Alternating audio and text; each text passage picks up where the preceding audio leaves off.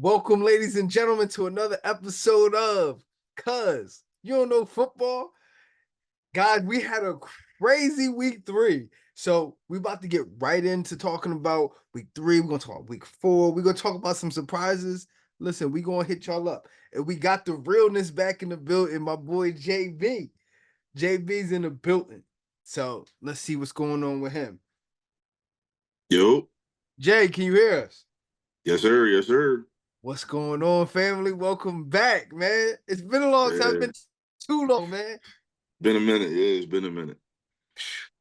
So how's everything going on, man? Like, it's funny. I was just talking to them about everything. I was telling them, I was like, I never told anybody. I ain't tell the audience that you was coaching and stuff like that. Tell us about your team and everything, bro. Yeah, nah. So I coach youth football out here in Brownsville, New Jersey. The Brownsville City Blue Devils, 12U team.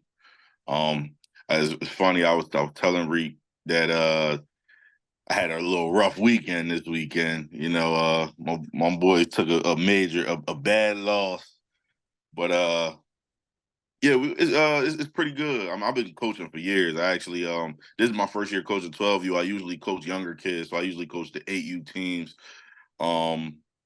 But yeah, I've been doing it for a while. Couple championships under our belts. Played in a couple different leagues.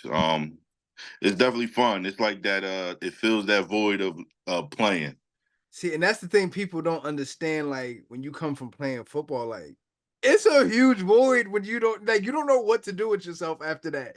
Like, so I'm great. I'm glad to hear that. And unfortunately, like you about to play a team from around my way now. You know what I'm saying? From down in Atlantic County, man. Listen, don't worry. I'm gonna make a phone call. I'm gonna tell them don't be too rough. You feel me? I'm gonna tell them don't be too rough. It's gonna be all good. You know how it is with me. I got family down there in AC and all that, so I know how I go down in Atlantic County. All right, cool. Yeah, we doing pretty good though. We 2-1, so we gonna have a good rest of the season. All right, cool. Well, let's get into these NFL games. You feel me? Yes, sir. So, of course, this week we're gonna talk about week 3, and of course we're gonna talk about what's going on in week 4. Yeah, I mean some surprises and everything like that. We're gonna get into it. So let's start off with these Eagles and Saints. Of course, the Eagles beat the Saints in New Orleans, 15-12. Little chippy of a game. It was listen, we're gonna get into it. I got a lot to say about this game, actually. I don't have a lot to say, but I got something to say about this game specifically. So so let's just talk about it. So Derek Carr, of course, he was 14-24, 142 yards, 1 touchdown, 1 pick. Alvin Kamara, 26 carries for 87 yards, no rushing touchdowns. Chris Olave had 6 receptions for 86 yards and a touchdown. There's no more touchdowns there. And then on the Eagles side, Jalen Hurts was 29 of 38 for 311 yards, no touchdowns and a pick. Saquon was 17 carries for 147 yards and 2 touchdowns. And then Dallas Goedert had 10 receptions for 170 yards. And Devontae Smith had 7 receptions for 79 yards. He also got cracked in this game too. So yeah. So tell me, what would you take away from this game? It was just one of those like I said, like a chippy game. It was real rugged. It was a lot of jawing back and forth. I seen Jalen Carter getting into it with a couple players, getting into it with the fans. Tyrann Mathieu getting into it. I think it just Honey Badger. Yeah, it was really been one of my favorite players in the league since he's been there. Absolutely. But I just think it was just one of those games. You got two teams that really got a lot to prove. And it wasn't the game you would expect from these two teams. Like, I mean, yeah, Derek Carr is who he is, but he's been showing a lot of light this first couple games. Being real, getting the ball downfield, being one of those explosive passing quarterbacks with a high-powered offense. And then the Eagles are supposed to be a high-powered offense, a little banged up, but and he got a little more banged up, but it's showing that getting Saquon Barkley really has helped them a lot.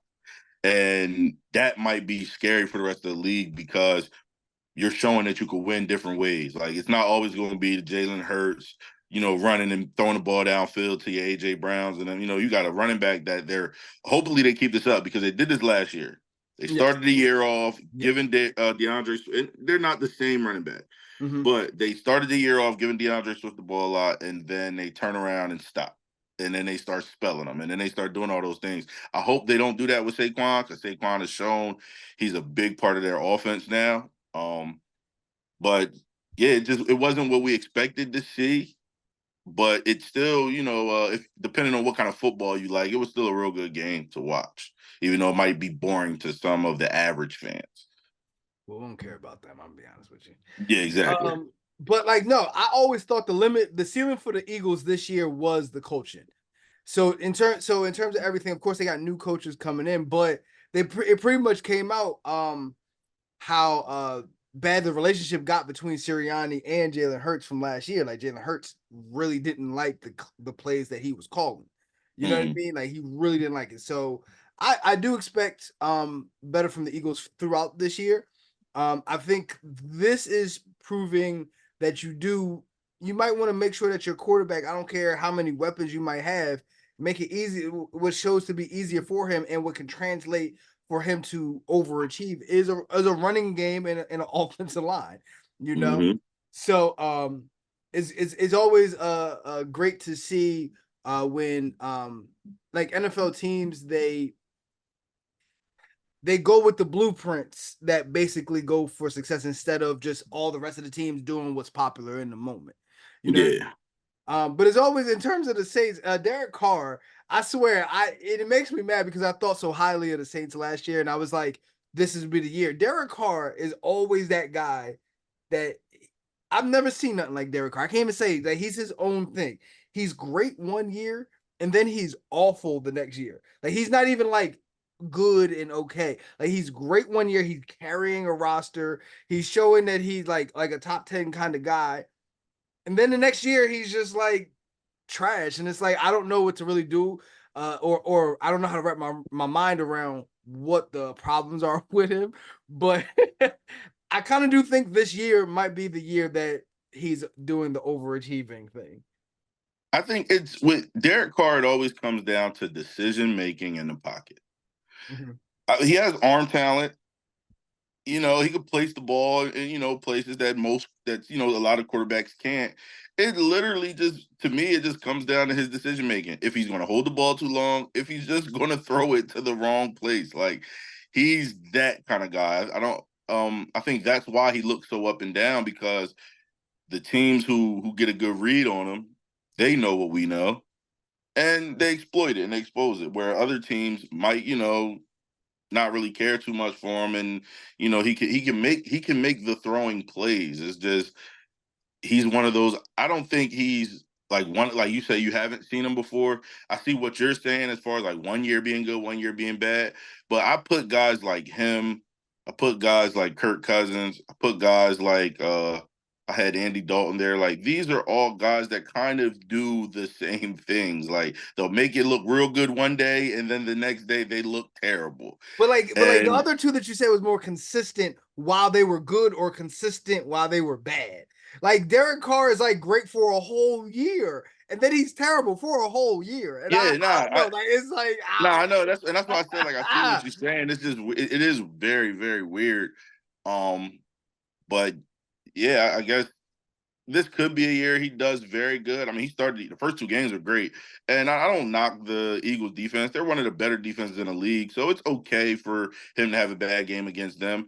It's okay for I feel like it's okay for Jalen Hurts to have a pretty bad game against the Saints. The Saints defense is showing that they're trying to be Mhm, one of the elite defenses in the league this year. mhm. So, you know, I it was a good game. Me, I like defensive games, so I like the game more than most would. But it's We the one of those same. games. We the same on that. We the same on that. Like this, Yeah. So I'm loving we going to this. see. All right, cool. Well, let's switch up to the next game. Bro, you gotta tell me about these damn Vikings, man. What the hell is going on with the Minnesota Vikings? And listen, that is Listen, a surprising listen. team. They buy in. Sometimes your So, team buy in, and you just so the Minnesota Vikings, the 3-0 Minnesota Vikings beat the Houston Texans. the Super Bowl contending Houston Texans 34-7, belt to ass. So with the Texans, we had CJ Stroud. He was 20 of 31 for 215 yards, one touchdown, and two picks. And then Davis Mills, I didn't watch, like, to be honest with you, I didn't watch this whole game, but Davis Mills had a couple passes. He had like 12 passes. I'm not sure if CJ Stroud got hurt, but he had 79 yards passing. Cam Akers Nah, had, I think they just like took him out because they see well. okay, that makes a lot of sense. This is over. So Cam Akers had 9 carries for 21 yards. Not much on the ground, no touchdowns on the ground. Stephon Diggs had 10 receptions for 94 yards, no touchdowns, and Nico Collins had 4 receptions for 86 yards. And the only touchdown was from Cam Akers, who had 1 reception for 8 yards, and he had a touchdown. And the Vikings had Sam Darnold. Um, Sam Darnold was 17 of 28 for 181 yards, 4 touchdowns, and no picks. uh, Crazy. um, Aaron Jones, he had 19 carries for 102 yards, no touchdowns on the ground. Justin Jefferson had 6 receptions for 81 yards and a touchdown. Aaron Jones had 5 receptions for 46 yards and a touchdown. And Jalen Naylor, he had 3 receptions for 31 yards and a touchdown. Oh, and everybody had a touchdown. Johnny Munt.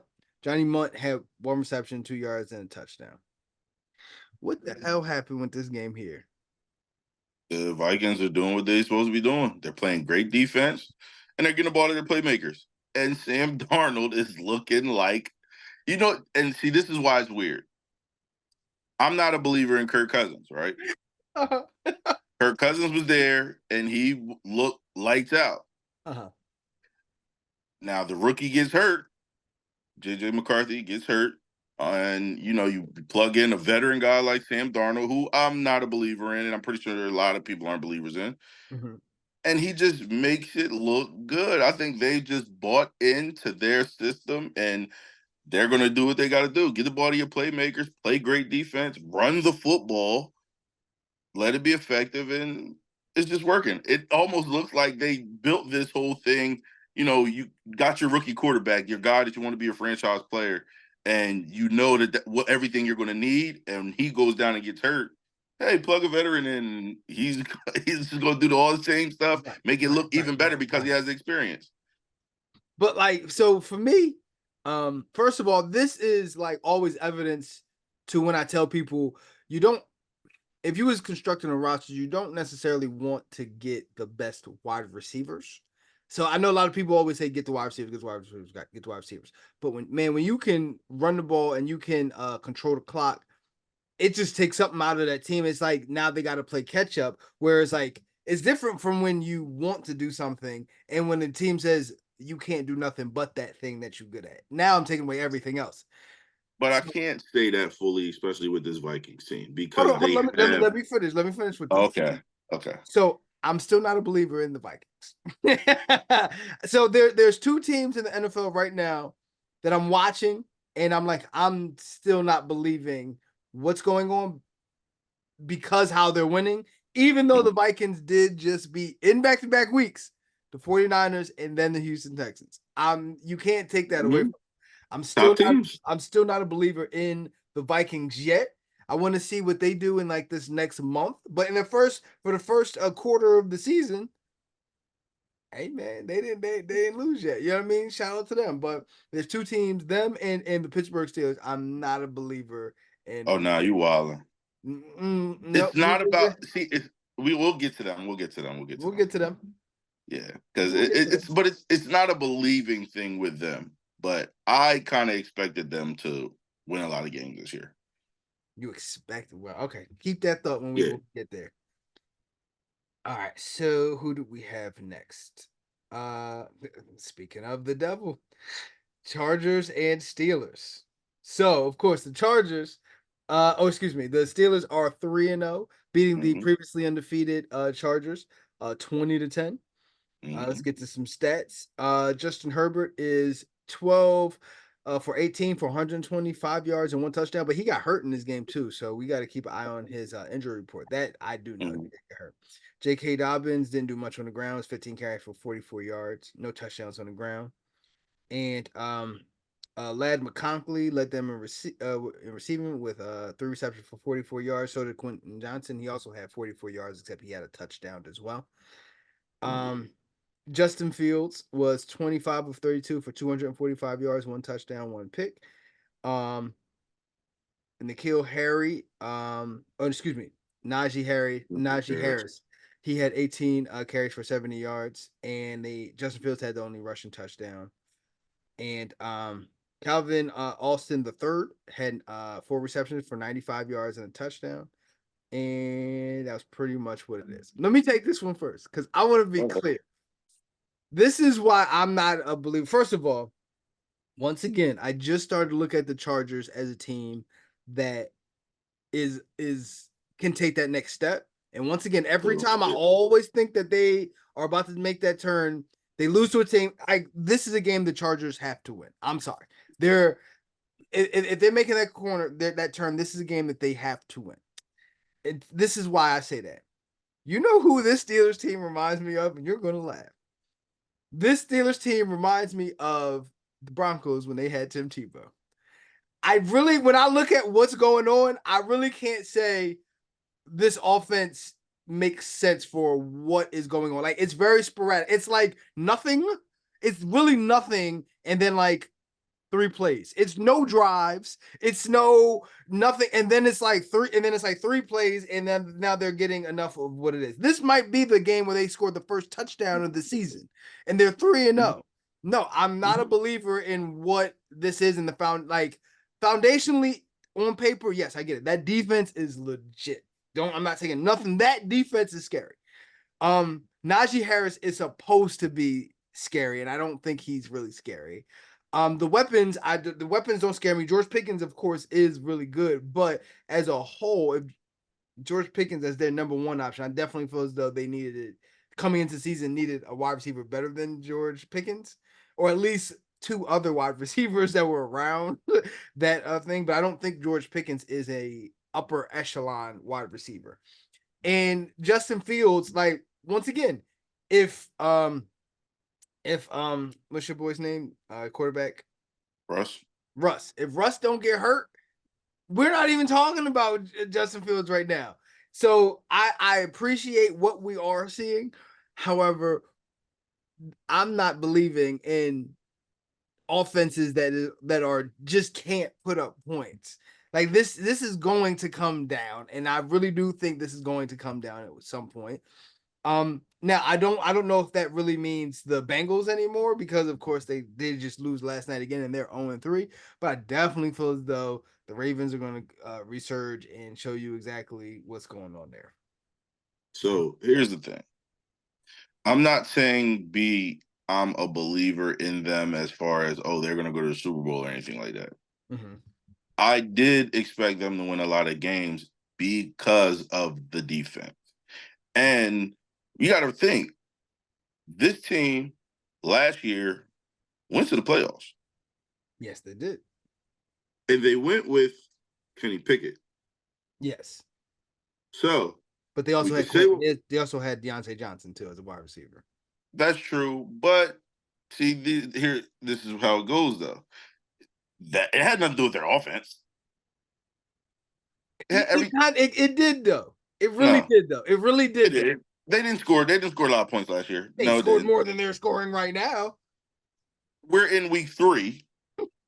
They've won some games like this last year. 3 weeks and they're 3-0. Listen, they won games. Remember, they started off losing games last year, and this is why I just say it's different. We can say what we want about Justin Fields, even if it was Russell Wilson. Right. Both quarterbacks are better than Kenny Pickett. Yes, absolutely.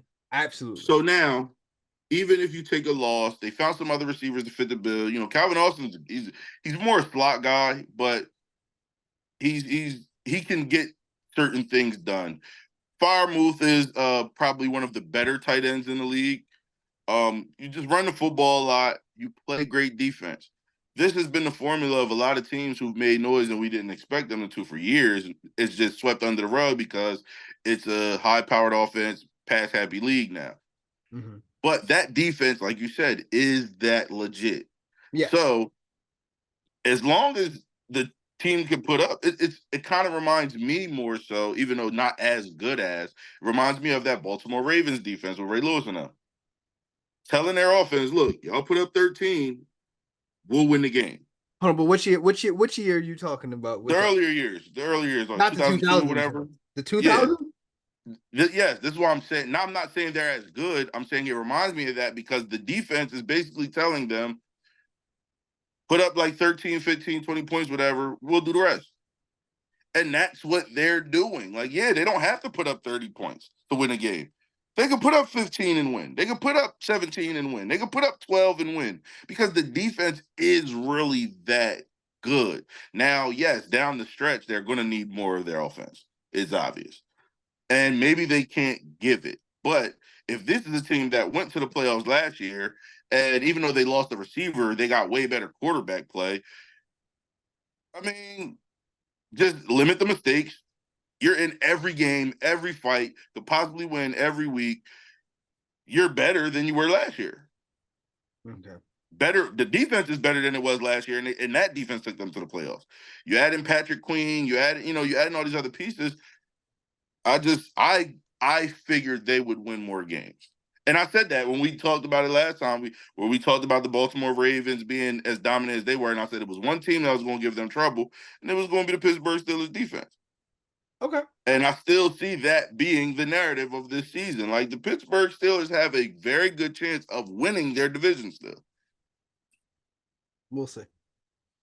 Yeah, I mean, I'm still not a believer. Baltimore is getting it together because they're also doing something that I said that was going to happen. I said it was going to look scary. It's starting to get scarier by the day, and they're going to definitely, like you said, surge and start playing better. But the Bengals, even though they'll get better, look shaky. I don't know what's going on in Cleveland. So, I mean, Pittsburgh's right there. I already put it out there. I think in Cleveland, I'm sorry, I'm done with Deshaun Watson now. Yeah, no, they need a new quarterback. I'm done with Like that they whole. should be looking to draft a And that quarterback. saddens me because I really love Deshaun Watson Yeah, no. coming out of college and stuff like that. So, all right, cool. We're moving on. All right, so we got the 49ers and the Rams. The Rams with a comeback victory. 27-24. And I mean, it was home, but if you looked at the stadium and the stands, it was all red. Like it was basically another home game for the 49ers. Yeah, it's right over there. But Brock Purdy, he was 22 of 30 for 292 yards, 3 touchdowns, and no picks. Jordan Mason, he had 19 carries for 77 yards. Brock Purdy also had 41 yards rushing. Juwan Jennings had 11 receptions for 175 yards and 3 touchdowns. Ayuk had 48 yards receiving. No touchdown, no other touchdowns there. Let's go to the Rams. Matthew Stafford was 16 and 25 for 221 yards, 1 touchdown, no picks. Kyron Williams, he had 24 carries for 89 yards and 2 touchdowns. Tutu Atwell, he had 4 receptions for 93 yards. The Kyron Williams also had the 2 receptions for 27 yards and a touchdown. So I saw your face. So you clearly had something you wanted to say about this. So go ahead and say Nah, this was like the battle of the beat up teams. it. Like, let's be honest. Like, and it just goes to show, like, the way San Fran is built. Yeah, you plug Mason in, and he puts up similar numbers to CMC, but he's not CMC. Yeah, Juwan Jennings puts up amazing numbers as if he's a premier receiver like a Debo or Ayuk to the Debo or whatever. But it's not Debo. You don't have your tight end in Kittle, he does a lot for y'all. So like, it just goes to show that even if the numbers look pretty good and this, that, and the third, you got to get your players healthy. But then on the other side, same thing. No Puka Nacua, no Cooper Kupp. They're making it work. The run game is, what they're leaning on right now, which, is a good thing, and they did it last year. Defensively, they're very young. it was just one of those games where it was like, all right, who's going to come out on top with no more injuries type thing. And I think San Fran just let them get in the game. San Fran is not, they big up and prestige these coaches sometimes, but San Mhm. Fran is not a well coached team, honestly. Like Ooh, talk your shit. I That's a don't, statement. I have not liked their coaching for a while. Like I can't even say how long it's been, but they really are just not that well coached. And it shows in games like this where you give up leads and you let teams come back and you don't know how to manage the clock. Like, are we playing Madden and trying to pad the stats? Like, what is going on? Like, win the game. That's not a bad. That's not bad. That's not bad.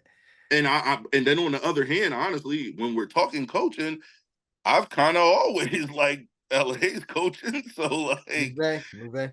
yeah, so it's just showing like yes, everything plays a part in this, and they just dropped the ball late in the game too. Well, I think first of all, I do think the NFC is got pretty lucky because the Rams were one of the teams that I picked to come into the playoffs this year or stay in the playoffs. They were in the playoffs last year. Mm. I picked them to stay in, and even losing Aaron Donald this all season, I was one, and sometimes I think things get swept under the rug. So of course the Chiefs are doing everything they're doing, bro. When it comes to these Rams, in my opinion, this is the greatest rebuild that I've ever seen. When we talk about what they gave up to win their Super Bowl, they sold the farm. They gave Yeah, if you remember, they were saying, I yeah, don't f know them how they're picks. paying all of these players. You know what I mean? Mm. Usually it takes a decade to even start making the playoffs again. They haven't missed the stride. I think this also has a lot to do with how I feel about both of these quarterbacks. I think Matthew Stafford, what he's able to do in this with these Rams and stuff, I definitely feel as though he's moving closer to being like a Hall of Fame kind of guy. Mm. And everything. I'm very impressed. I'm very impressed with the Rams, you know. But for me, honestly, I think this shows that the 49ers are still a scary team. And I say that because I'm not the biggest Brock Purdy guy, but when you talk about going on the road with all of your weapons being hurt, having to figure out who's going to get what, how we're going to figure this machine out. This was for me. This was the most impressed that I've been with Brock Purdy in any game that he's ever been in. I'm. Mm. This is it because you go on the road. You have three very big pieces going on, and I also feel as though which one call it the left tackle Currently. yes, he got hurt. So now then you get down him as well. So for me, Brock Purdy being a stabilizing force, I know they didn't win the game. That would be the point that I would still use against Brock Purdy. They didn't win the game, but he was able to be that stabilizing force for the Hmm. 49ers. And that's the best that I can say for him. Yeah, I mean, I I haven't really knocked Brock Purdy, and I Oh, kind I of been have. one of those guys. Oh, I I've have. kind of been one of those guys who like Matt Stafford too.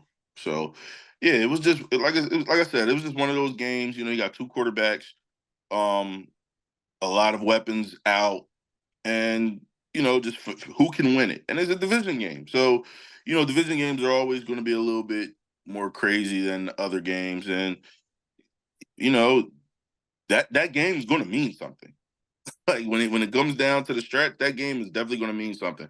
I think the Rams, they just sometimes it's your organization. Like yes, they got rid of Aaron Donald, and they went and bought Von Miller for that Super Bowl year and all of that stuff. But then what's the first thing you go out and do this offseason? You draft D linemen that you're going to have around for a long time that are pretty good. You Mhm. go, you get past like you feel that need, and a lot of times we see these organizations just go do highlighter stuff and don't feel their needs, and we're seeing that this team realizes like, all right, we're losing a piece. We gotta work around that. We gotta build around that, and things happen. Okay. Yeah, yeah, yeah. Sounds good. All right, cool. Let's move over to the Ravens, of course, went into Dallas and took the game 28-25. Dak was 28 of 51 for 379 yards, 2 touchdowns and no picks. Not much on the ground, but Dak did have a rushing touchdown. In terms of receiving, Jake Ferguson had 6 receptions for 95 yards, no touchdowns. The touchdowns came to Cavante Turpin. Shout out to him Mm-hmm. because he ever since he came out of college, man, he even went to the CFL, always trying to get to this moment. He's been pretty good for them. You know what I mean? But he Mm-hmm. had 3 receptions for 51 yards and a touchdown. And Jalen Tolbert also had a touchdown for 42 yards. On the Ravens side, Lamar Jackson was 12 of 15 for 182 yards, 1 touchdown, no pick. Derrick Henry had 25 carries and 151 yards, 2 touchdowns. Lamar Jackson also had 14 carries for 87 yards and a touchdown. Nelson Aguilar had 1 reception for 56 yards. Um, and Rashad Bateman had 3 receptions for 28 yards and 1 touchdown. I'm going to be quick. Let me start this one. I'm going to be quick and I'm going to get you the rest of the time on this segment. Um, the Dallas Cowboys are not going to make the playoffs this year. I'm sorry. They're not. They're just not. I said that at the beginning of the year. And the only reason I'm hanging on with the Ravens, even Conan, because I was looking at the Ravens as another team that might slide out of the playoffs, is because I'm just that much not a believer in what's going on in Pittsburgh right now. I'm just not. So I expect some things to kind of turn with them. I did like that they ran the ball with Derrick Henry with him being like in like the I formation or like a single back, that 12 Like a formation. pistol and Yeah, yeah. because he's not the only thing that I could kind of remember that is what I feel about this and what I felt about this when they got him. Do you remember when Dallas had what was the running back's name? And he went to the Eagles. You know exactly what I'm talking about because he had 1,800 yards with Dallas. You know who I'm talking about. You know who I'm talking To the about. Eagles. And he went to the Eagles. Um, Marco Murray? DeMarco Murray. Thank you so much. See, that's why you here. With DeMarco Murray, he was that 12 I formation back when Dak had his best. Like that's when Dak looked the best. When DeMarco Murray was doing that, then the Eagles picked him up, paid him all that money, and they put him in shotgun. And he's just a guy that needs that momentum downhill to basically see things, do things, stiff arm, do whatever he does. Derrick Henry's the same way. And I thought that would be a culture clash when he came to the Ravens that Lamar wants to be in the shotgun. But he shout out to Lamar for being able to say, all right, well, maybe I can shift what I want to do and give him the ball and hand him the ball in ways that he wants to do that. And I think watching that gives me more hope for them because it didn't affect Lamar's game negatively. So I think there's a lot more positive there. So yeah, that's pretty much all I got to say about them. Uh, yeah, I also am not a believer that the Cowboys make the playoffs this year. I'm gonna be honest with you. Last night, actually sitting down and watching Washington, they are a lot more scary than I thought they would be I this said early. that coming into the season, people was like, "Yo, you bugging." Because Jalen Daniels is like, I felt like he was gonna be good. I just thought he was gonna be one of those guys who took a little longer to be good. And they're just playing to his strength and he's balling. Like he's becoming the CJ Stroud that we thought some of these other well, honestly, I can't even say that because a couple of rookie quarterbacks are playing pretty good. But he's definitely like starting to like stand out over the rest of them. Right. But yeah, like I think Dallas hasn't figured out their run game situation yet, and I know that that's when they're always at their best when they have a good run game. They're relying too much on Dak still, and not real. They're just stubborn. It's a stubborn organization. They're not realizing that that's not going to work. And no matter how much you put on this defense, no matter how many, you're getting your guys healthy back, Trayvon's back, you got Michael Parsons, whatever else, it doesn't matter when you want to put the ball and put the game on the line always in Dak's hands, and he's not that kind of quarterback. I don't think he's a bad quarterback. I just think they're misusing him. And the Ravens are doing exactly what I said they were going to do, and it was going to work. I mean, yeah, they've lost a couple games or whatever, but they're going to pick it up. And Derrick Henry looks healthy. He looks good. And as you're seeing those running numbers, like he's gonna do that. Lamar's gonna do what he does. They run a lot more read option type stuff with Lamar with him in the backfield. Um, and just getting the ball to the receivers. It doesn't really he doesn't really have his guy. I mean, Zay Flowers is supposed to be his guy, but just get it to the open man, make the plays. The defense is playing good. The game score would have been a lot wider of a margin. They kind of just let them come back. Like second half, they laid off the gas a little bit and they started to let them, work their way back into the game. But it was a lot uglier than what the final score says. But yeah, the Cowboys, they're so stubborn in their organization, and that's going to be their downfall, really. Yeah, like and actually, it's funny that you said about the the Commanders. Um, I thought this could be like that RG3 rookie year if the Eagles lost more games than we thought, you know? Because if you Yeah. remember, like that's just the NFC East is such a weird division. Most people don't repeat, but in that year, the teams that we expected to be at the top, who I think that year it was like Dallas and the Cowboys, I believe that year. Um, they just lost more games and they just came down to 9-7. And I'm like, yeah, like the Commanders are definitely a team that I feel as though they have a formula that they can win 8 to 9 games. You know what I Hmm. mean? And I felt that about them, and I felt like that would translate more to exactly what you said about Dak and the Cowboys.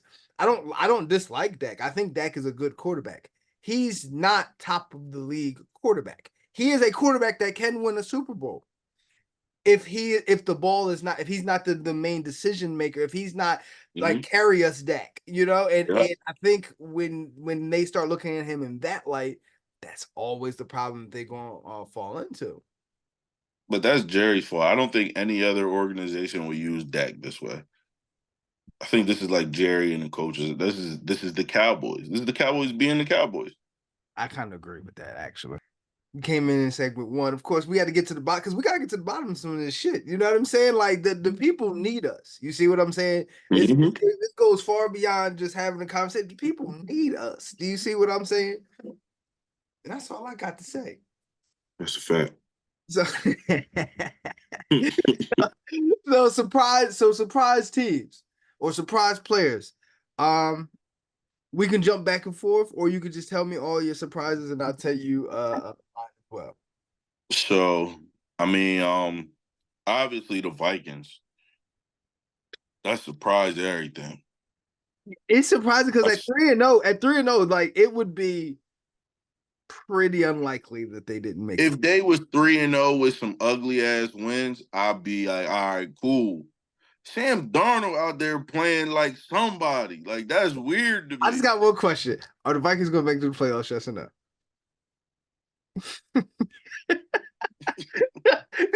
So like that's the question.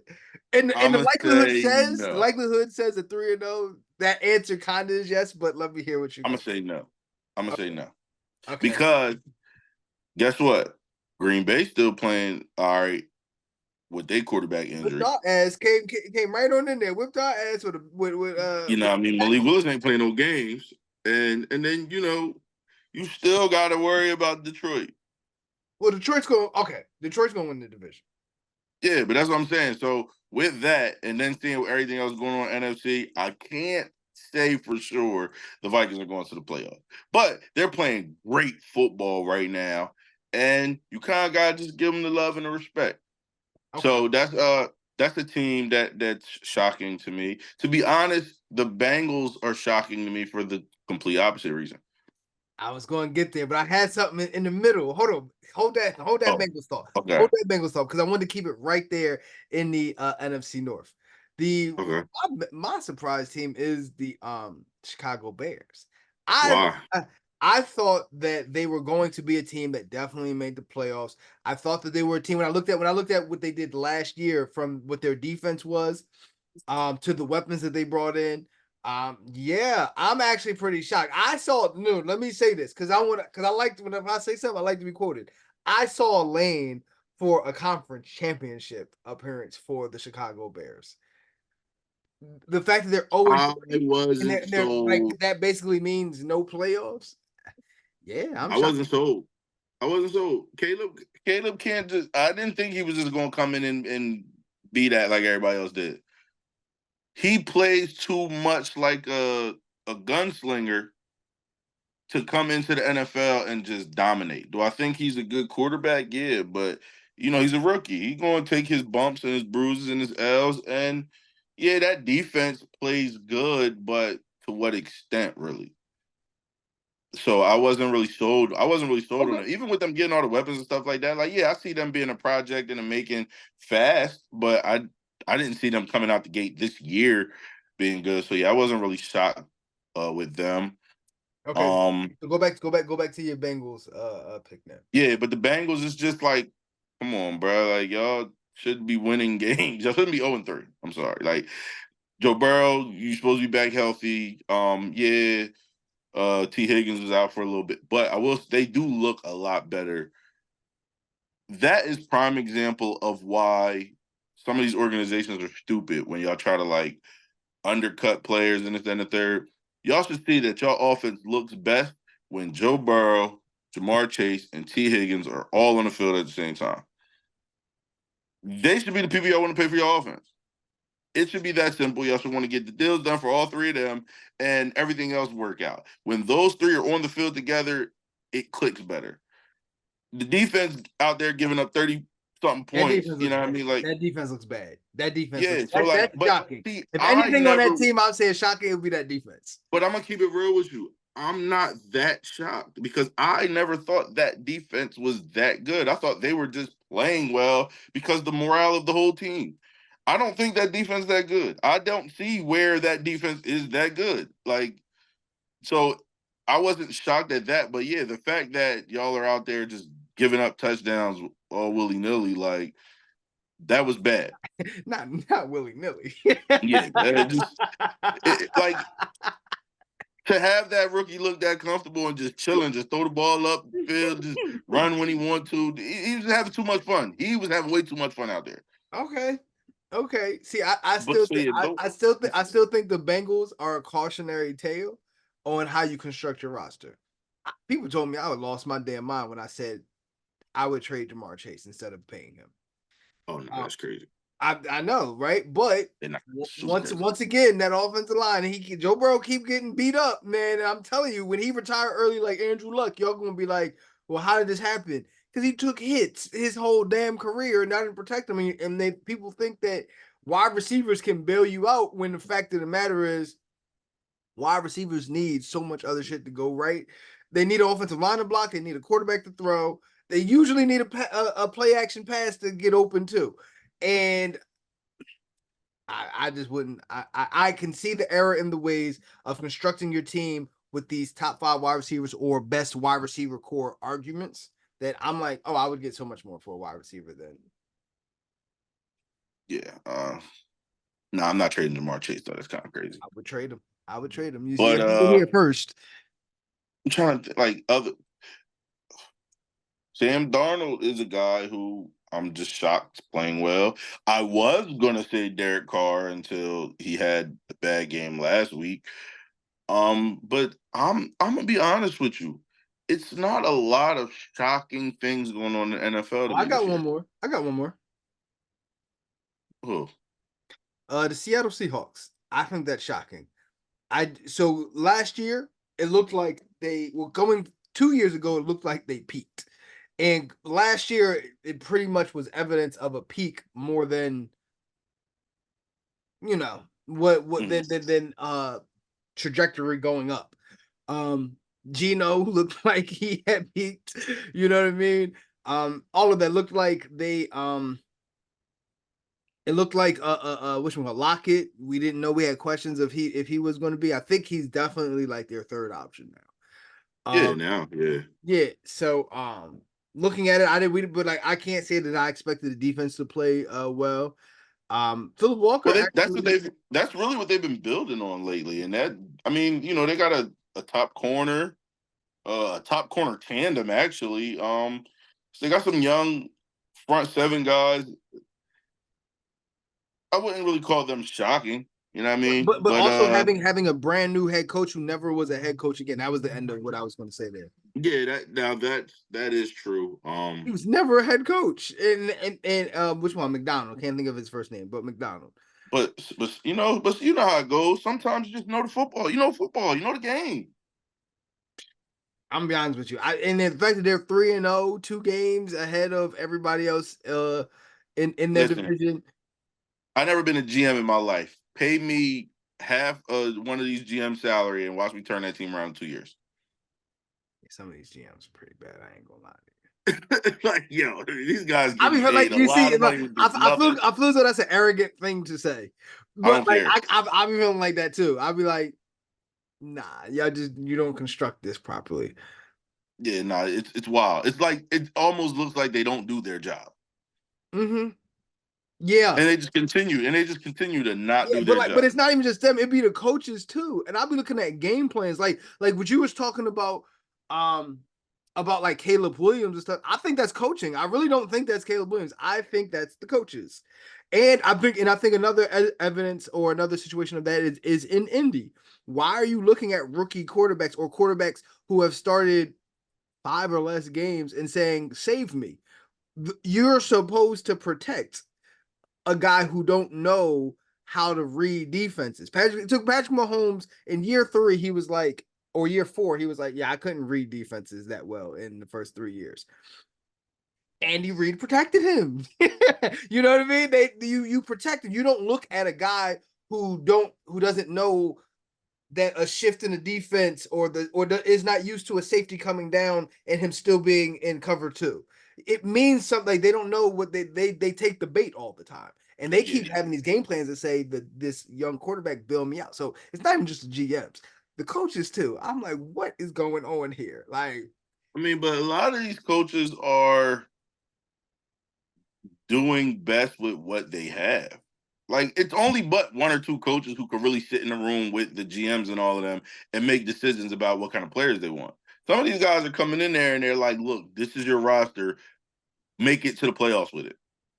And they gotta kind of try to do the best they can. I mean, you need some of these young guys definitely need more time to develop. I just think a lot of times, like some of these coaches they are stubborn in their ways, so you're not playing to your personnel's strength. And we see that a lot. I think that's where you could blame the coaches, but I think sometimes these coaches, like they're doing whatever they're trying to do the best with what they have, and usually what they have isn't what they really want. mm-hmm. So it's kind of just like this bad dilemma and this bad marriage for until somebody gets out of a contract. I mean, that could have something to do with it. I'm just looking at it, and I can see a lot of teams with bad constructed rosters, and I can see another teams with like, I mean, Good it's not rosters, hard. It's you not hard to look at it and say, don't do the thing that you're bad at. Don't do the thing it's that you are bad at. it But gets out of hand. I can actually say you guys kind of surprised me a little bit. I expect you guys to play better. so did I. But I also recognize that our best player is Jonathan Taylor. And Yes.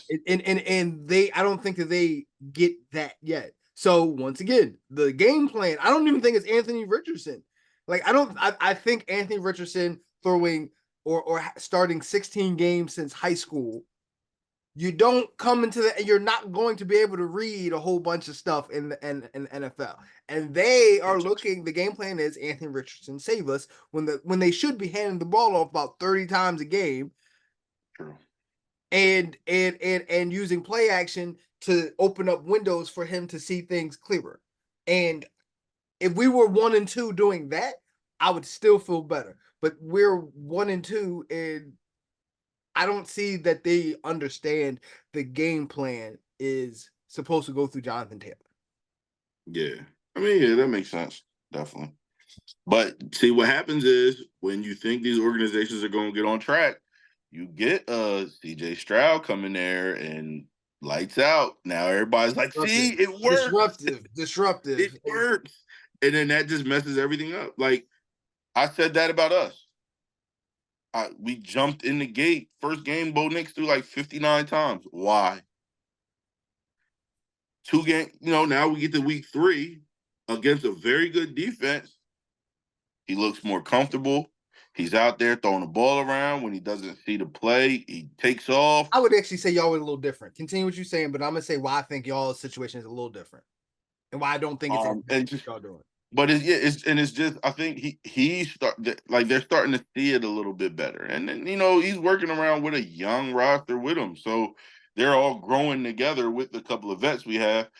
We just gotta figure we really kind of the same thing. We got to figure out running the football. Our defense is just helping us. Mm-hmm. They're I kind of knew we were legit, but it's kind of hard for me to say we're legit when I'm a fan. So everybody's just like, "Oh, nigga, you just saying that." No, I actually know football. And I actually watch football, and I know that our defense is good. Like, Right. Right. but So with y'all, the reason why I would say your situation is I would actually be throwing the ball more with Bo Nix, and why that is different is because this is a rebuilding year for you guys. You guys had to you weren't able to construct the culture that you wanted to construct because of the investments that you made in past players. You got your Mhm, offensive line actually isn't bad in the scenario where I think you're rebuilding, and even even your ceiling for the season isn't a playoff team. In that mhm, scenario with a good offensive line and a rookie quarterback, let him make those mistakes. That I agree with. But in the scenario where you're sitting back and you want to compete right now, you would never say, all right, let me compete right now. And this rookie is like, see, like you're gonna use CJ Stroud, and I'm gonna say, okay, give me another one, because it's not even Patrick Mahomes. You know what I mean? no, yeah, they you know don't. what I mean? It's not Tom Brady, it's not Patrick Mahomes. So you give me CJ Stroud, I'm like, who else sustained that? Yeah, that's what they look for. That I don't really see it, but that's what they look for, and that gives them the excuse to go crazy with these quarterbacks. And I don't think any quarterback should be throwing the ball 50 times as a rookie. Like, I don't care what you were doing, and you got to learn to you're putting too much on their shoulders too fast. You know what I mean? Most quarterbacks shouldn't do that. What Like, I'm honestly, it's saying only a is, handful of quarterbacks who should be throwing the ball 50 times a game. And those are your elite guys. Like, yeah, Pat Mahomes should. Yeah, Aaron Rodgers should. When Drew Brees was there, he Drew should. Brees was Peyton the one that Manning, brought. yes. Yes. Even Tom Brady wasn't doing that on the But regular. he Like, that could. wasn't a But he thing. could. But he could. Yeah, if he had to, he could. And then see, the thing is with that offense, it was a lot different because, you know, 30 of those throws are design dinks, Correct. just Correct. so even that is a little bit different than like Drew Brees. If he's throwing the ball 50 times a game, he might throw for 600 yards. He's throwing it downfield a lot. He's like, he's really making it happen. Deep windows and stuff like that. Same thing with like Peyton Manning. But I don't think most of these quarterbacks should be throwing the ball as much as they are, but everybody just follows the trend. And that's why I say a lot of these organizations, these GMs and stuff, they don't really know what they're doing. They're just rich people throwing money around.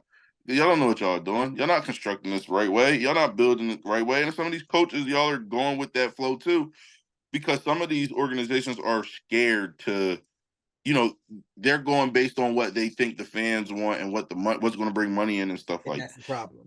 And so that's that's where you guys are messing up because you guys are like, all right, we got this big, strong, fast, athletic, strong arm rookie quarterback, young quarterback 2 years in.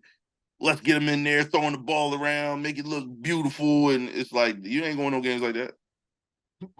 he don't know enough. I couldn't have said it Give any the better ball. myself. Teams need to start giving the ball to those underappreciated guys in the backfield more, start paying them more, and see where this goes. I'm even cool if you get two backs who are just okay and still handing the ball off the board. Yeah, and just run I'm the cool ball with out. that too. That I'm cool with too.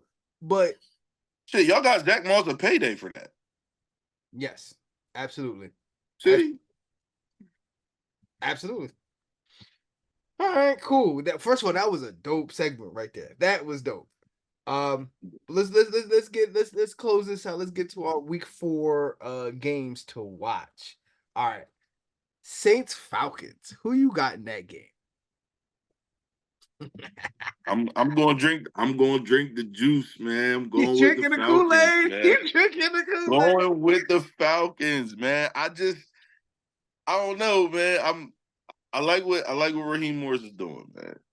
Okay. I like what he's doing, and I honestly look at that defense with Judon and adding Simmons, and you got AJ Terrell, and you like those pieces, like, and they fly to the football.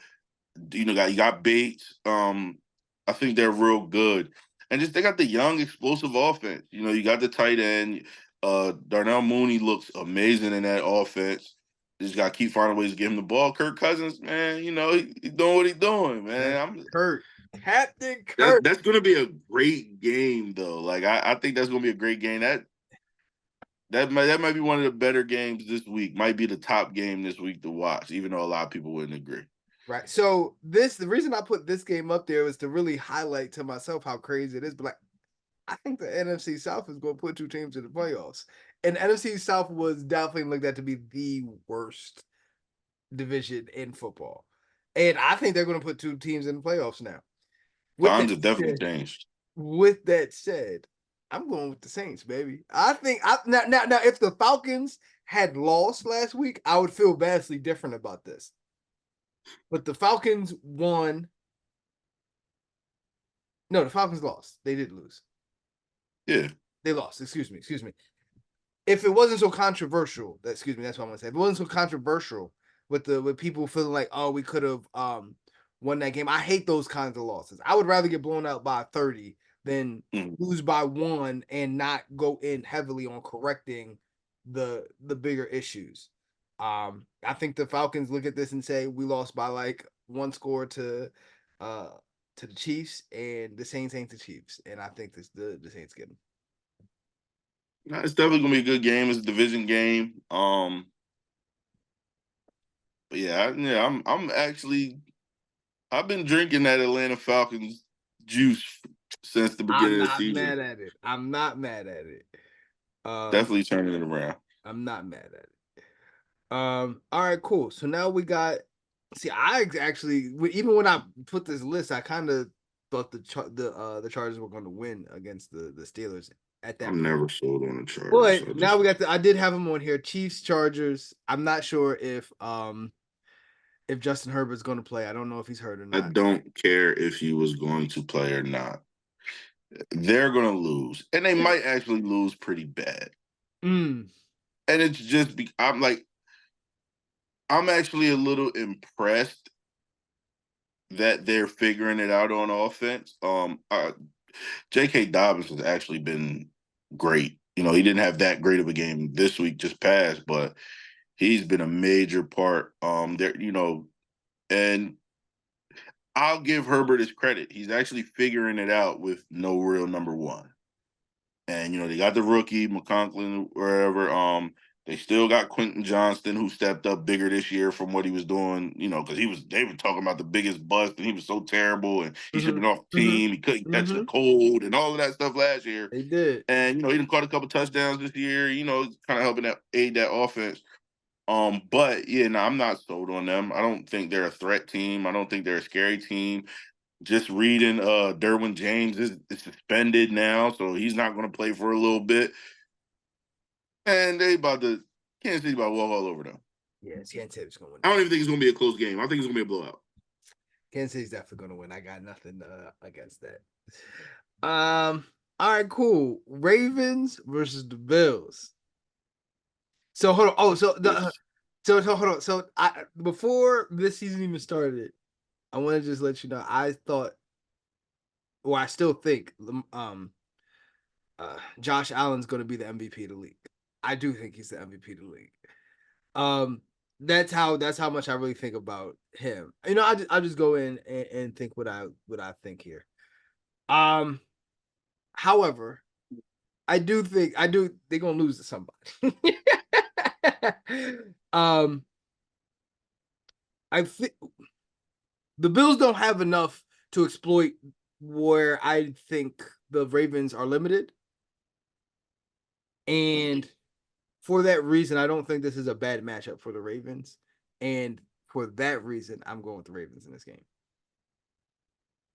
I think Josh Allen is playing well, but I never like. I think he's good. I think he's good. I think he's real good actually. But with him, it's kind of always I want to wait to see what he does in the playoffs. Um, he has these amazing games like he had, Monday Yeah, do night where you he expect just. them to go far in the playoffs? It's just when he gets there, what are you going to do? Okay. Are you going to play lights out Josh Allen, or are you going to play weird Josh Allen? Because it's always that like he has that two characters like where he does what he did the other night, last night, or whatever. He's amazing, can't miss, run everywhere. Just everything works perfect for him. And then he has the games where it's like he's doing too much, and he forces throws. They're bad. He makes bad decisions. He's not really running a lot as often or whatever. So you never know which one's going to show up. I see a lot of people are jumping on this. Josh Allen's going to have his best year this year and stuff like that bandwagon. I'm not really sure of that yet. I mean, I wouldn't be surprised if he won MVP. I mean, he has that kind of game where he can, give you 30 touchdowns, maybe 5 rushing touchdowns, throw for 4,000 yards, and that's MVP. You know what I mean? But I don't really know. I do think the Ravens are going to win this game because I just think the Ravens are figuring it out what they need to do to win, and I think it's going to work out for them. Okay. All right, cool. Then we're moving over to the Seahawks versus the Lions. Now, I do think this is the game of the week. I ain't gonna lie to you. This is the game that I'm like, I really like teeter on some stuff. Yeah, So this game's going to be good. I'll give you my answer. My answer is the Lions, and it is, but my answer being the Lions has more to do with what comes up must come down. And when you face the realness, they show you why they more real. I but I wouldn't shock me that the Seahawks won this game. You see, I'm stuttering all over everything to get through this answer. My Who's answer home? is the Lions. I will tell you in 2 seconds. Seahawks Lions Monday night. This is at Ford Field. That's in Detroit. Yeah, I'm going to give them the edge because they're home. If the Seahawks were home, I would pick the Seahawks. I feel like this is just one of those games. And then especially if it's a Monday night game, like that's especially big for the Seahawks. But um like you said, like we've been talking about Detroit this way for the past couple of years now. They're not even really shocking me and surprising me anymore. They're Mhm. playing good ball. They're figuring, you know what I mean? Like Jared Goff is not looked at like a slouch anymore, really, even when he does have, some mediocre games or whatever. I think it's definitely going to be a very good game. Seattle is kind of figuring their offense out a little bit better. And their defense has been playing good. So it's definitely a toss up type game. I just think with Detroit being home, um, their playmakers will show up and they'll for a primetime game, they'll definitely do their thing. Yeah. But I do think the Saints and the Falcons will be like the game of the week, really. Okay. And actually, when I was even thinking about it more, it wouldn't like shock me that the Lions got with the Seahawks a little bit more too. I think it'll be a good game. I don't think they're gonna I like think it could be. I think it's going post to be that a good well. game, but it would not shock me that the Lions got. Like I said, when you get to that realness, when you start to playing that real, like I don't know, I think the lines are definitely established. So no matter however their history is right now, they're an established team and they know how they're going to play, and the Seahawks are figuring it out. And I don't know. It's always been a weird thing like that, that realness come in and It's and you different. thought it was sweet. It's a You different thought you had world. the answer. The lights get brighter. Yeah, yeah. So I'm looking Lights forward get to that. brighter. All right, good brother. You got anything you got working on coming up pretty soon, or any big projects or anything? No, actually, right now, like football season is kind of like lock in the football season because going to practice all the time. We got JV games on Wednesdays. Then we turn around and have the varsity games on either Saturdays or Sundays. Um, with all of that, it's kind of hard to get into too much other stuff. And I'm about to start this new job too, so I'm gonna lock into that until for like another month or so, and then I'll be looking into other things. Getting everything back in order. So hopefully by like the end of the year and the holidays, things will be more clear and things will be out and worked on and done and stuff. But for right now, I'm just kind of locked in, finish the season out, try to get these kids into the playoffs, and see where we go from there. Yeah, man. So here we're working on a lot more. I'm putting that out there now. We're working on trying to get some sponsors and things of that nature, and trying to see if we Mm, can get that through the whole the community of people that come on the show. You know what I mean? So yeah. that's definitely the thing that I'm invested in and I'm working on now. So I will Yep. keep you updated on that. So good, brother. Yeah, Thank you for definitely. coming in, man. Please don't stay away too long. Once again, guys, you can check us out on Spotify, Instagram for the full episodes, Instagram, TikTok, Facebook for the reels. We're going crazy right now. Oh, and I gotta put you on to the brand new Cuz You Don't Know Football Facebook group as well. Oh shoot, yeah, definitely get me in there, man. Absolutely. I'm gonna send you the link when we get out of here, man. Yes, So sir. that's a new way for us to keep people talking amongst each other, you know what I mean, about different topics and Yeah, stuff like that. So it's real fun, man. We expanding all the time. With that said, brother, I know you know what you know, but unfortunately, I got to tell you, cause you don't know football. Brother, it's always good having you here, man. You always yes, welcome sir. to come back Appreciate you. soon. Gotcha.